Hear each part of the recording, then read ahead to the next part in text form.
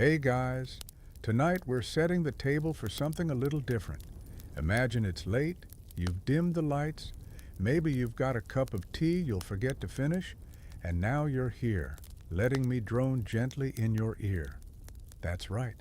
We're going to spend the next, hour and a half or so talking about the thrilling subject of what people in Old England liked to chat about while chewing on things that were usually overboiled, underspiced, and occasionally alive with parasites. Cozy, right? So, what did they talk about? Did they gossip? Did they debate politics? Or did they mostly complain that the bread was too hard and the ale was too warm? Spoiler, yes, to all of the above. But we're not here to be shocked or horrified. We're here to sink slowly, like an overcooked dumpling, into the stew of English dinner chatter from the medieval and early modern centuries. And if you start drifting off halfway through someone's opinion on salted herring, well, that's exactly the point. Now, the thing about medieval and Tudor dinners is that they weren't just about food. Meals were social performances. Picture a long wooden table, everyone trying to look important, and someone loudly slurping soup that was basically water, with dreams of onions. Conversation was supposed to follow rules. There were whole manuals on what was appropriate to say at dinner, because apparently people needed reminders not to discuss bowel movements while gnawing on venison, though, being honest, some of them absolutely still did. Let's start with the basics. Religion. You might think religion would be a serious topic. And yes, sometimes it was. Grace was said, saints were mentioned, and people made sure to appear very holy while spilling gravy down their tunics. But religion at dinner was also a chance for people to complain about the local priest or argue over whether the new vicar was too fond of ale or retell the latest miracle rumor. Picture it, someone cutting their bread, leaning over and whispering, "Did you hear about that woman in Norwich who swore she saw the Virgin Mary in her cabbage patch?" Everyone nodding sagely, pretending to care, while secretly wondering if they'll get seconds of pie. Another favorite dinner topic was the weather. Of course it was. English people have been talking about the weather at dinner for literally 1,000 years. If you think your coworker's small talk about the rain is dull, just imagine a medieval farmer describing in detail the exact amount of mud on his boots last Tuesday. Riveting. And because weather decided everything from crops to taxes to whether your thatched roof was about to cave in, everyone felt entitled to give long, boring updates. Ah, yes, the wind is from the east today, again, just like yesterday and the day before that. Try not to yawn too loudly. Then there was local gossip. Dinner was the prime time to discuss who was marrying whom, who was sleeping with whom, and who had been fined for stealing sheep. And yes, sometimes those three were the same story. Nobles, of course, had juicier gossip. Duels, inheritance squabbles, people being exiled for saying the wrong thing about the king's hat. Ordinary folks stuck to more down-to-earth scandals, like whether the miller was cheating on weights again. Riveting, if you liked your gossip with a side of barley bread. Let's float over to the Tudor court, where dinner conversation could be both spectacularly dull and incredibly dangerous. Imagine sitting at Henry VIII's table. Do you talk about the weather? Safe, unless you phrase it in a way that makes him think you're criticizing his policies. Do you talk about the king's latest marriage? Definitely not, unless you enjoy sudden decapitation. So instead, people fell back on classics, hunting stories, falconry anecdotes, and the endlessly thrilling topic of court fashion. Did you see Lady So-and-so's sleeves? They were nearly as wide as a goose's wings. everyone nodding politely while secretly counting the minutes until they could escape. Meanwhile, in humbler households, conversation was shaped by survival. People talked about the harvest, about whether the ale would last the winter, about the price of salt, or the annoyance of traveling peddlers. Children were often expected to be silent or only speak if spoken to, which meant adults could enjoy their endless discussions of turnips in relative peace. And let's not forget table manners as conversation fodder. Medieval dinner guides were obsessed with warning people not to blow their nose on the tablecloth, not to scratch fleas in public, and definitely not to dunk your meat directly into the communal salt dish, which means, of course, that plenty of people did exactly that. And you can imagine the side whispers. Did you see Jeffrey lick his fingers again? Absolutely disgusting. Pass the mutton. So, if you're noticing a theme, it's that dinner talk was rarely exciting.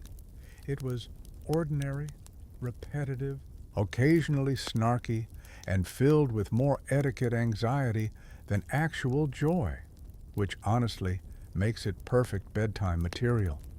Now, let's drift gently into the specifics of who talked about what. Nobles versus peasants, men versus women, clergy versus everyone else. Because the truth is, no matter your station, there was always something to say about bread, beer, and the neighbor's questionable morals.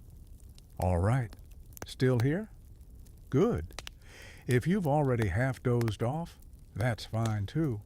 You can just pick up wherever you remember, because dinner conversations in medieval England weren't exactly cliffhangers.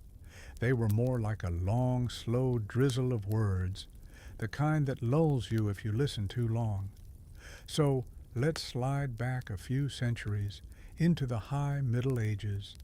Picture a drafty hall, rushes scattered on the floor, candles dripping wax into goblets, and a pig's head staring blankly from the serving platter. Everyone squeezed onto benches, elbow to elbow, which meant there wasn't a lot of personal space. Talking at dinner was partly a necessity. You had to negotiate, like, "Pass me the trenches, Thomas, and maybe don't cough directly on the bread this time." But beyond the logistics, the actual chatter was heavy on practical matters. Agriculture was a favorite. Farmers loved to talk about plowing as if it was the most dramatic activity of the week. "I turned the furrow south to north today." Pause. Nod. "Oh, really?" "I went north to south." This could go on for a while. If you've ever been cornered by a modern neighbor explaining their lawn fertilizer, you've basically experienced medieval dinner talk. Then there was the topic of feudal obligations. Who owed rent, who hadn't delivered their grain, who was caught trying to dodge a day of labor service. All the thrilling stuff of keeping the manor economy chugging along. People would whisper about which neighbor was late with payments while gnawing on tough mutton. Imagine an early version of office gossip, but instead of "who didn't send that email," it was "who didn't bring their pig to market." Of course, health and medicine sneaked into conversations too. Someone always had a story about a neighbor's illness, and since medical advice was mostly folk remedies and hopeful prayers, this led to long debates. "My cousin swears by drinking boiled nettle water every morning." "Well, my aunt says a poultice of moldy bread works better." A lot of people just nodded politely, while knowing neither would actually help. And speaking of nodding politely, lords and ladies had their own brand of dinner chatter. Instead of turnip harvests, they preferred heraldry, marriages, and endless bragging about ancestry. Nothing said "fun dinner party" like listening to a baron detail his family tree back to Charlemagne, while you desperately tried not to fall asleep in your soup. And if they weren't talking about lineage, they were talking about land. because of course they were. Nothing spices up roast venison like a long monologue about whether the boundary stone near the creek was 2 feet this way or that way.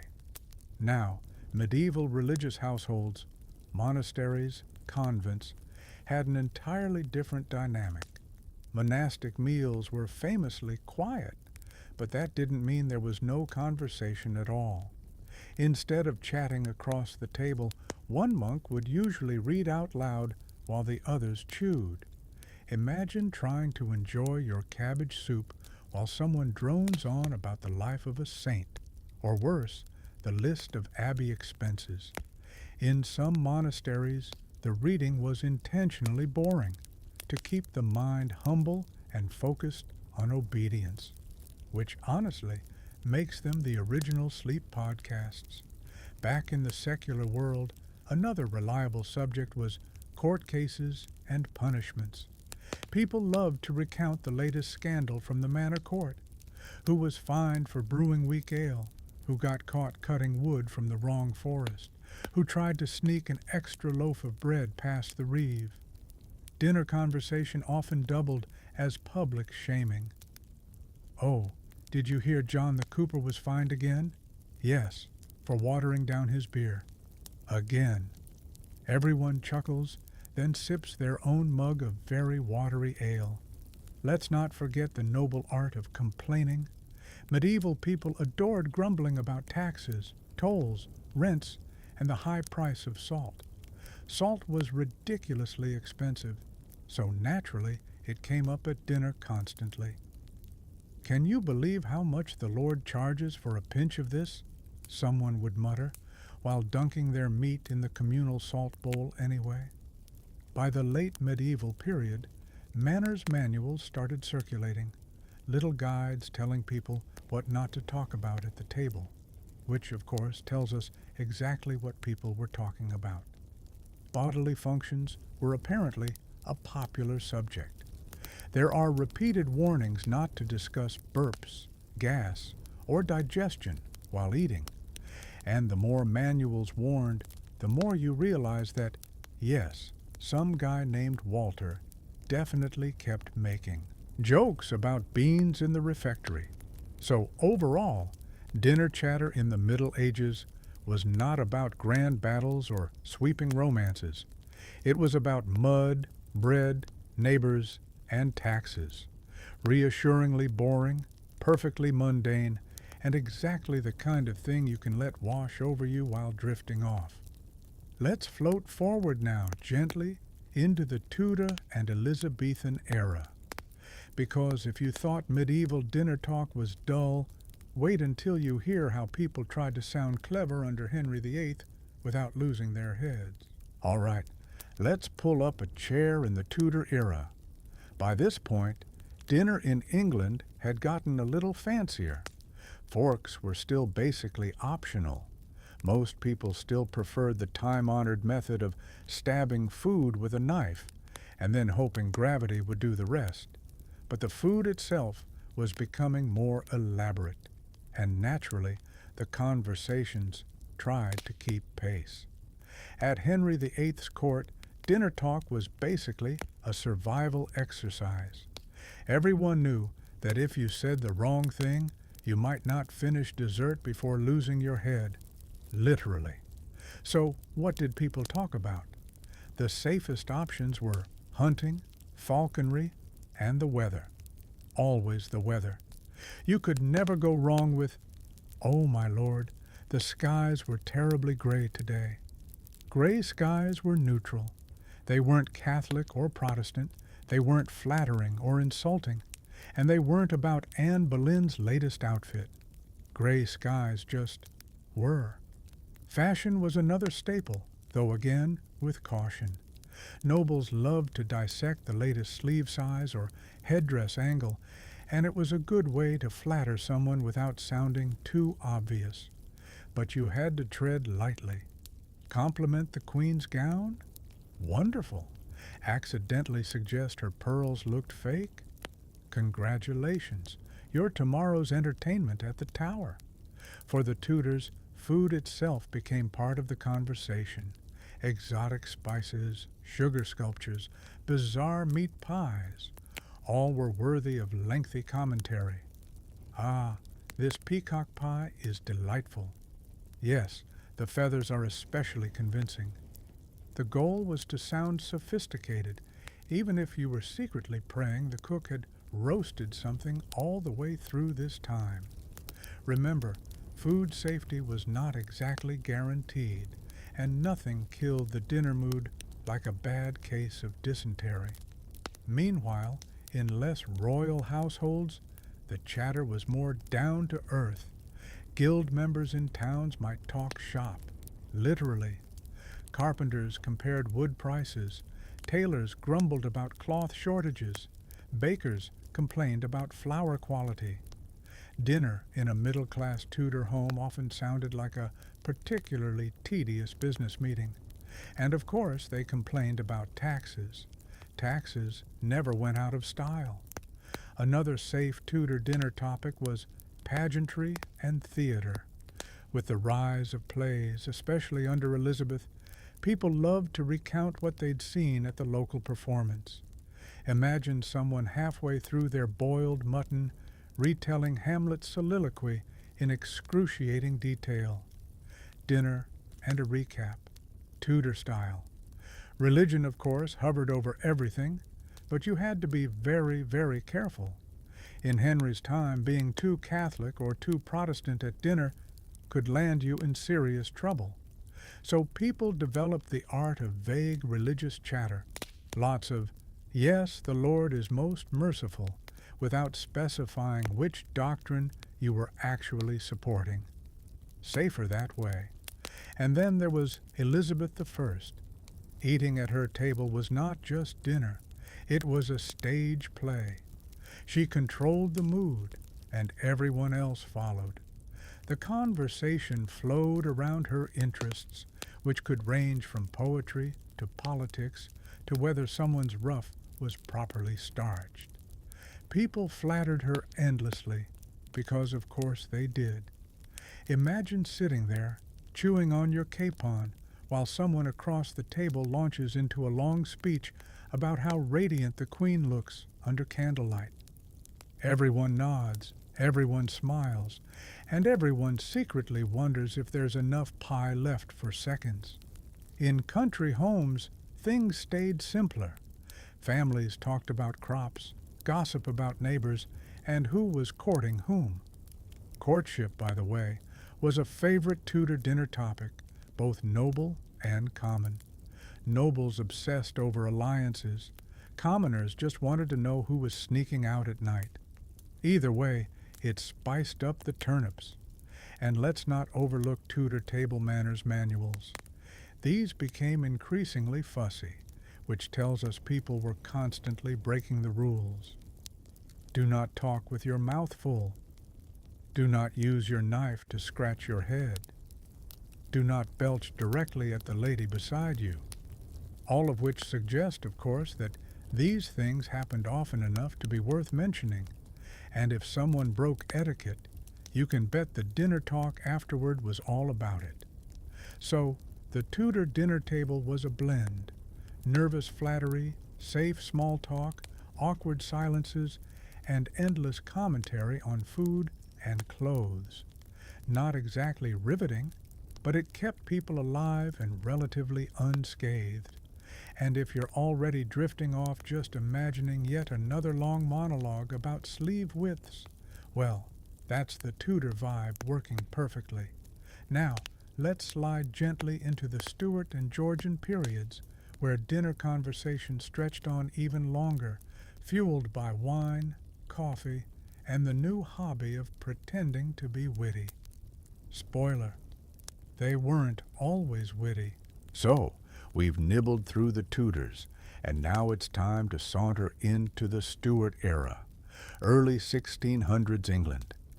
Imagine a dinner table lit by smoky tallow candles, half the guests wearing lace collars wide enough to serve as personal tablecloths, and everyone trying to sound clever without tripping over their own metaphors.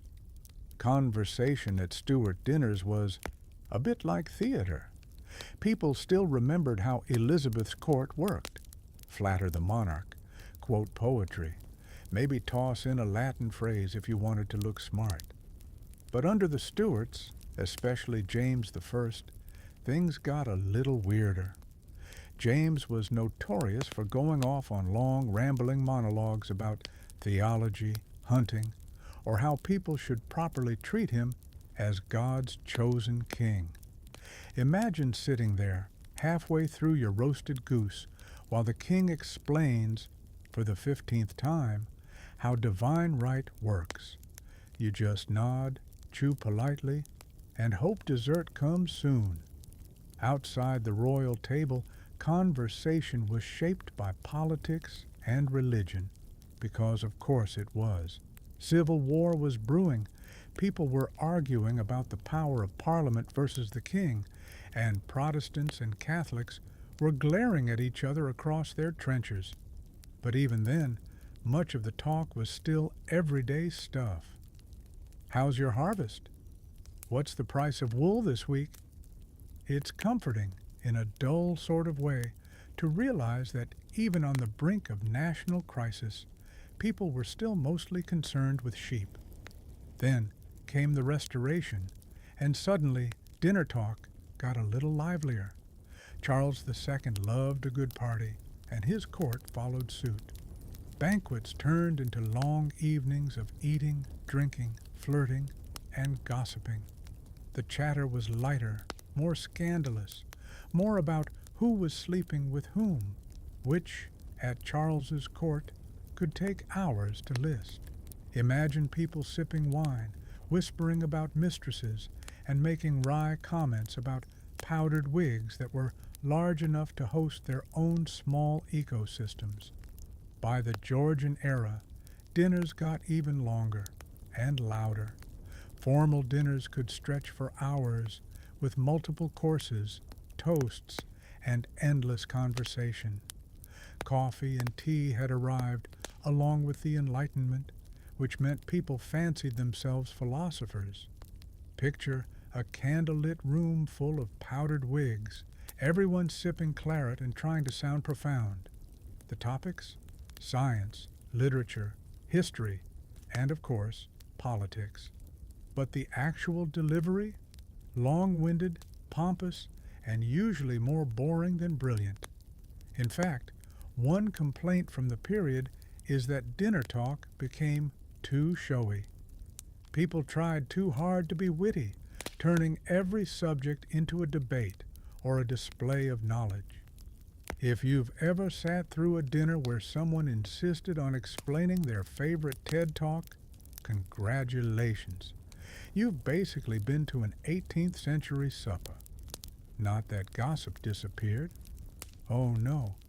Georgians loved gossip. They just delivered it with extra polish.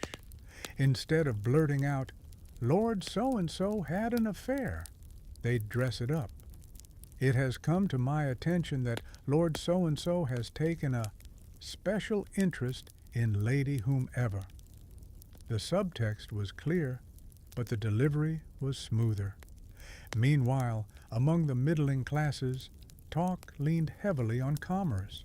Merchants and tradesmen filled their dinners with discussions of trade routes, taxes, shipping delays, and the price of coffee beans. Absolutely thrilling, if you happen to be a merchant. For everyone else, it was basically listening to someone recite an inventory list. But that was the point. Meals were for social networking as much as eating. And of course, the weather still reigned supreme. Even with all the Enlightenment chatter, people couldn't resist updating each other on rainfall.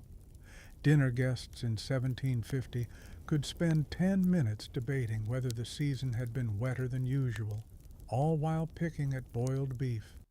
Timeless small talk, quite literally. By the late Georgian period, table manners had evolved into a full-blown obsession. Manuals instructed not just what to avoid, but exactly how to sit, how to carve meat, how to hold a glass, which naturally gave people more conversation material. Who was following etiquette? and who was making a fool of themselves. If someone dropped a spoon, you can bet it was discussed for weeks. Did you see Lady Pembroke spill the soup? Shocking. Riveting content. So, Stuart and Georgian dinners were a mixture of pompous speeches, endless gossip, tedious business chatter, and weather updates. Which is to say, not much had changed. People still gathered, still filled the silence with whatever seemed safest, and still tried to look more interesting than they actually were. Now, let's shuffle slowly into the Victorian dinner table, where the conversation became even more structured, even more polite, and somehow even duller. Yes, it's possible.